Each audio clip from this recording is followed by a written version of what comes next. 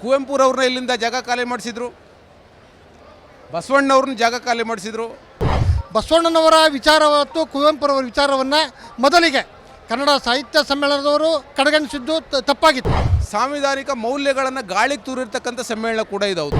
ಇಡೀ ಸಮ್ಮೇಳನವನ್ನು ವೈದಿಕಶಾಹಿಗೊಳಿಸ್ಲಿಕ್ಕೆ ಹೊರಟಿದ್ದಂಥ ಜೋಶಿಯವರ ಎಲ್ಲ ನಡೆಗಳಿಗೆ ಮಂಡ್ಯದ ಜನ ಪ್ರತಿರೋಧವನ್ನು ತೋರಿ ಈ ಸಮ್ಮೇಳನವನ್ನು ಒಂದು ಜಾತ್ಯತೀತ ಮತ್ತು ಕನ್ನಡ ಸಾಹಿತ್ಯ ಪರಂಪರೆಯ ನೈಜ ವಾರಸುದಾರಿಕೆಯ ಮುಂದುವರಿಕೆಯ ಸಮ್ಮೇಳನವಾಗಿ ಮಾಡುವಲ್ಲಿ ನಾವು ಯಶಸ್ವಿಯಾಗಿದ್ದೀವಿ.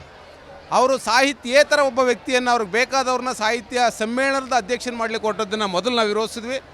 ಆದ್ದರಿಂದ ಕನ್ನಡದ ಒಂದು ರೀತಿಯ ಸಾಕ್ಷಿ ಪ್ರಜ್ಞೆ ಅಂತ ಇರುವ ಗೋರು ಚನ್ನಬಸಪ್ಪನವರು ಸಾಹಿತ್ಯ ಸಮ್ಮೇಳನದ ಅಧ್ಯಕ್ಷರಾಗುವಂಗಾಯಿತು. ಮತ್ತು ಜೋಶಿಯವರು ಕುವೆಂಪುರವ್ರನ್ನ ಇಲ್ಲಿಂದ ಜಾಗ ಖಾಲಿ ಮಾಡಿಸಿದ್ರು, ಬಸವಣ್ಣವ್ರನ್ನ ಜಾಗ ಖಾಲಿ ಮಾಡಿಸಿದ್ರು.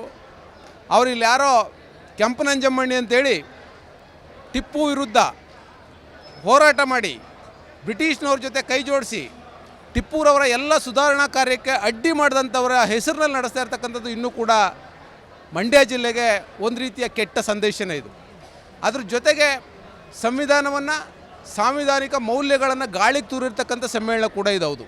ಬಸವಣ್ಣನವರ ವಿಚಾರ ಮತ್ತು ಕುವೆಂಪುರವರ ವಿಚಾರವನ್ನು ಮೊದಲಿಗೆ ಕನ್ನಡ ಸಾಹಿತ್ಯ ಸಮ್ಮೇಳನದವರು ಕಡೆಗಣಿಸಿದ್ದು ತಪ್ಪಾಗಿತ್ತು.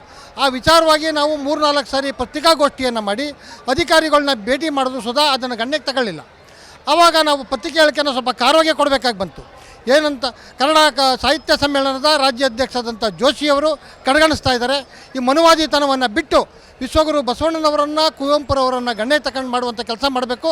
ಇಲ್ಲ ಅಂದರೆ ಅವರ ಭಾಷಣದಲ್ಲಿ ನಾವು ಭಾಷಣವನ್ನು ಮೊಟಕುಗೊಳಿಸುವಂಥ ಕೆಲಸವನ್ನು ಕಪ್ಪು ಬಾವುಟ ಪ್ರದರ್ಶನ ಕೊಟ್ಟು ಧಿಕ್ಕಾರ ಕೂಗುವಂಥ ಕೆಲಸವನ್ನು ನಾವು ಮಾಡಬೇಕಾಗಿದೆ ಅಂತೇಳಿ ಎಚ್ಚರಿಕೆ ಕೊಟ್ಟಾಗ ಎಲ್ಲ ಮಾಧ್ಯಮ ಮಿತ್ರದವರು ಅದನ್ನು ದೊಡ್ಡದಾಗಿ ಫೋಕಸ್ ಮಾಡಿದಾಗ ಅದನ್ನು ಸರ್ಕಾರ ಎಚ್ಚೆತ್ತುಕೊಂಡು ಇವತ್ತು ಅದ್ಭುತವಾಗಿ ಆ ಕಾರ್ಯವನ್ನು ನೆರವೇರಿಸಿದ್ದಾರೆ.